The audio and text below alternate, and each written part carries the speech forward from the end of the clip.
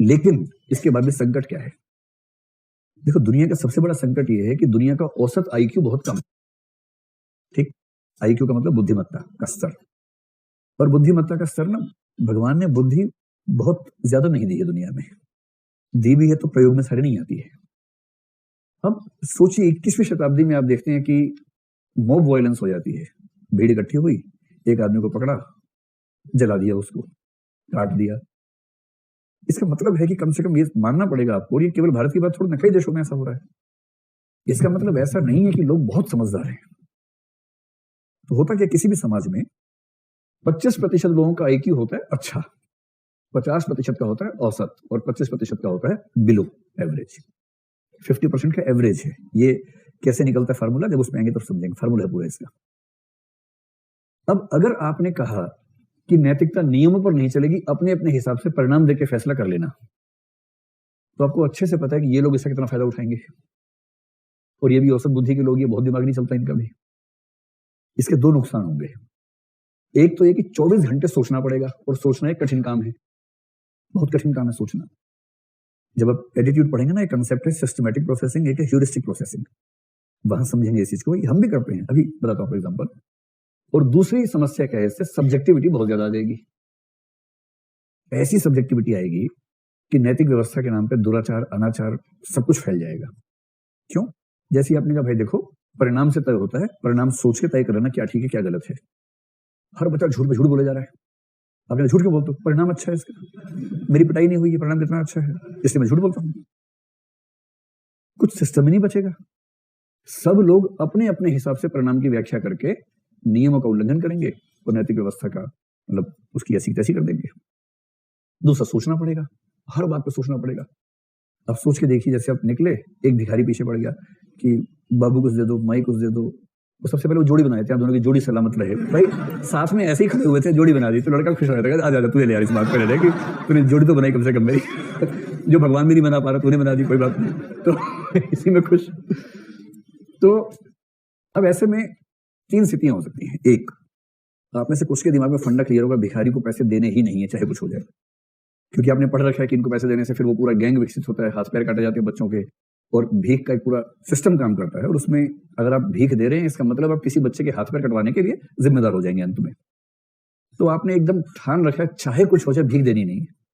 कोई कितना भी कैसा भी मुंह लेके आ जाएगा, बोलेगा ना भगवान से नहीं देंगे। क्लैरिटी है ना, कंफ्यूजन नहीं है आपको। दूसरा है, उसका नियम है, जो आएगा कुछ ना कुछ देना है उसको। कोई आए, बाबू दे दो, लो 1 रुपया, लो भाई। वो 10-20 सिक्के लेके निकलता है घर से, जब भी निकलता है। कोई आए, लो 1 तुम भी ले लो।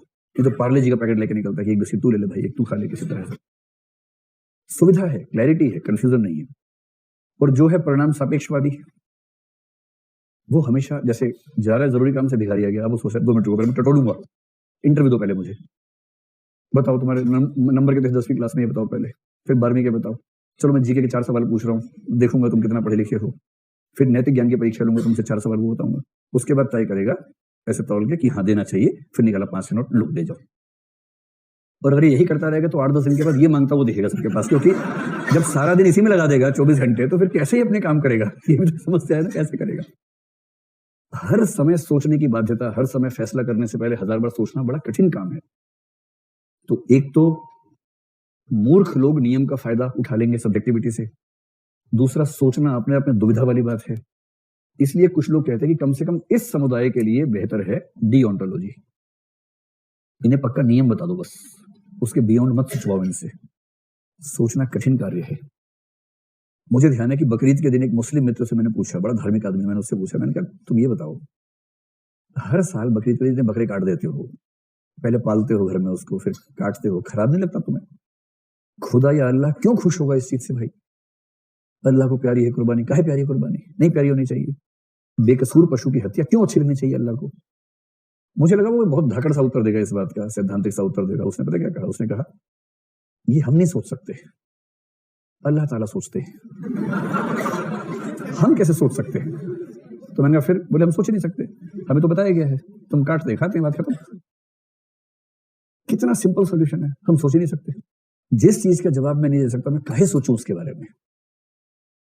भगवान की मूर्ति पे लोग पूजा कर रहे हैं, एक चूहा वहां खेल रहा था, चूहा वहां से मिठाई लेके भाग गया। इस घटना से आर्य समाज के संस्थापक दयानंद सरस्वती विचलित हो गए। कहानी है प्रसिद्ध। दयानंद ने, उनका नाम शायद मूल शंकर कुछ था उस जमाने में, उन्होंने पुजारी से कहा कि यार तुम्हारा भगवान अपनी मूर्ति पे चूहा चढ़ गया, उसको तो हटा नहीं पा रहा, ये दुनिया कैसे संभालेगा? मैं इसको मानने से इनकार करता हूं। और वहीं से उस चूहे की वजह से आर्य समाज की स्थापना हुई। और आर्य समाज ने कहा कि मूर्ति पूजा व्यर्थ है, मूर्ति पूजा मत कर। वो पुरोहित बुड़बक टाइप का था, वरना जवाब दे सकता था इस बात का। पुरोहित को इतना ही कहना था कि भगवान की नजर में इंसान और चूहा दोनों प्राणी बराबर हैं। चूहा खा रहा है, भगवान खुश है, क्या दिक्कत है भगवान को इस बात से? अगर कहना ही होता तो पुरोहित ऐसा ढूंढा गया होगा कि अच्छा नहीं रहा होगा, कहानी ऐसे बन गई। लेकिन एक तर्क बन गया, और तर्क ये कि हम ऐसे ईश्वर को मानने से इनकार करते हैं जो अपने आप को नहीं बचा सकता। अब उनके फॉलोवर्स और इनके फॉलोवर्स, तो दिमाग सबका एक जैसा है। आप किसी भगवान मानने वाले से 4 सवाल पूछ लीजिए कि यार तुम्हारा भगवान तो देखो ना, मूर्ति रखी है, मूर्ति गिर भी गई, गणेश जी को डालते हो हर साल समुद्र में, वो मूर्तियां नदी के तट पे पड़ी होती हैं, उल्टी सीधी पड़ी होती हैं, भगवान अपनी मूर्ति क्यों नहीं बचा पाते? वो अंत में एक ही बात कहेगा, लीला है।